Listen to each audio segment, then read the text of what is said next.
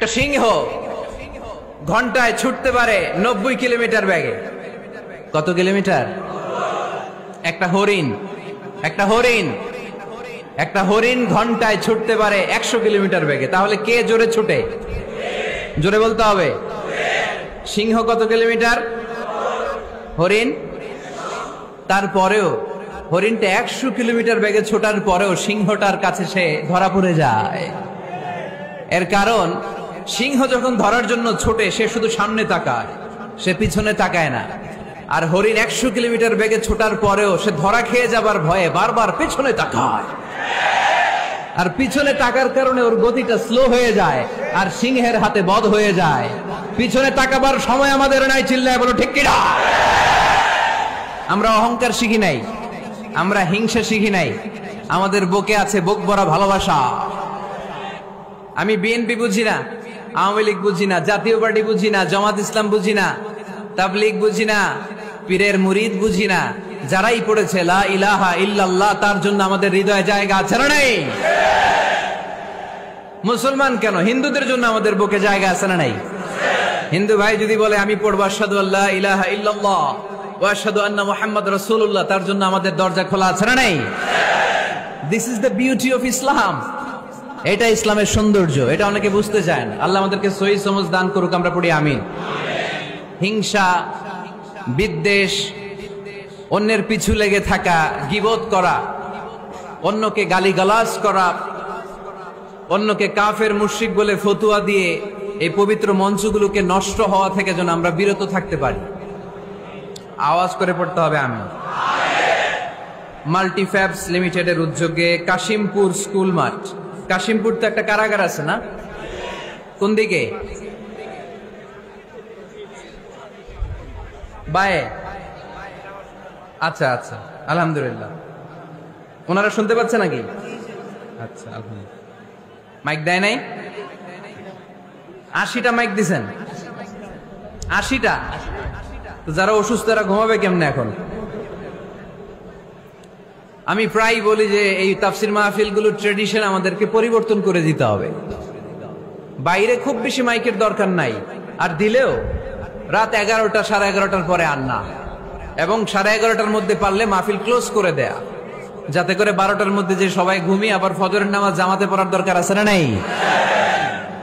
জামাতে পড়ার দরকার আছে।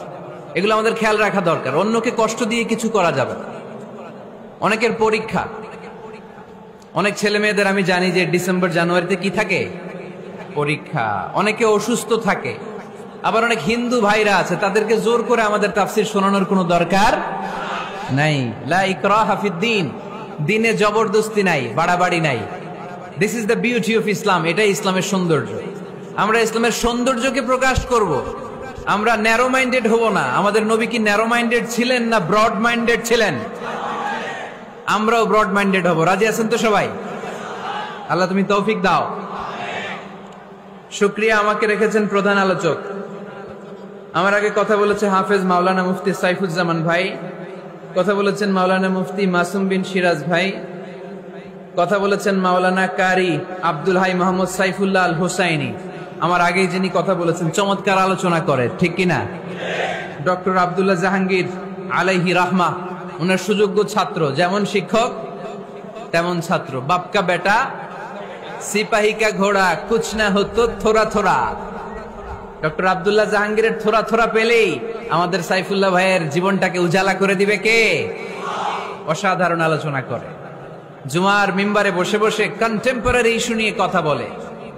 This should be the uppermost quality of a khatib. একজন খতিবের কোয়ালিটি তো এমন হবে, সমাজে কন্টেম্পোরারি এখন কি যাচ্ছে এগুলো নিয়ে কথা বলা। মুসলিম উম্মায় আমাদের কি ক্রাইসিস, আমাদের কি সংকট, এই সংকট থেকে উত্তরণের উপায় কি, এগুলো জুমার মিম্বার থেকে ঘোষণা আসার দরকার আছে না নেই? আমাদের আব্দুল হাই মাহমুদ সাইফুল্লাহ ভাই এই কন্টেম্পোরারি বিষয়গুলো নিয়ে কথা বলে। আমরা তার জন্য দোয়া করি, আমার ভাই যেন আরো চমৎকার কথা আমাদেরকে উপহার দিতে পারে। আল্লাহ তুমি তৌফিক দাও। প্রধান অতিথি আলহাজ মহিউদ্দিন ফারুকি, চেয়ারম্যান মাল্টিফ্যাবস লিমিটেড। ভাই আপনি, আপনার বাবা, উনি সিঙ্গাপুরে আছে না? অনেক অসুস্থ, ভাইজান দোয়া চেয়েছে। আমরা ওনার জন্য দোয়া করি, আল্লাহ যেন ওনাকে তাড়াতাড়ি সুস্থ করে দেয়। আজকের প্রোগ্রামের সভাপতি হচ্ছে আলহাজ মীর আসাদুজ্জামান তুলা। তুলা ভাই আসছে দেশের বাইরে, কাউন্সিলর 6 নং ওয়ার্ড, গাজীপুর মহানগর, গাজীপুর। তারপর ভাইয়ের নামটা ভুলে গেল, ডক্টর মেজবা ফারুকি, পরিচালক মাল্টিফ্যাপস লিমিটেড। আছেন হাফেজ মাওলানা মাসুম বিল্লাহ, আছেন জনাব আব্দুল কুদ্দুস। যারাই এই প্রোগ্রামের জন্য কষ্ট করেছেন তাদের সবাইকে আল্লাহ জাযা খায়ের দান করুক, আমরা সবাই পড়ি আমিন।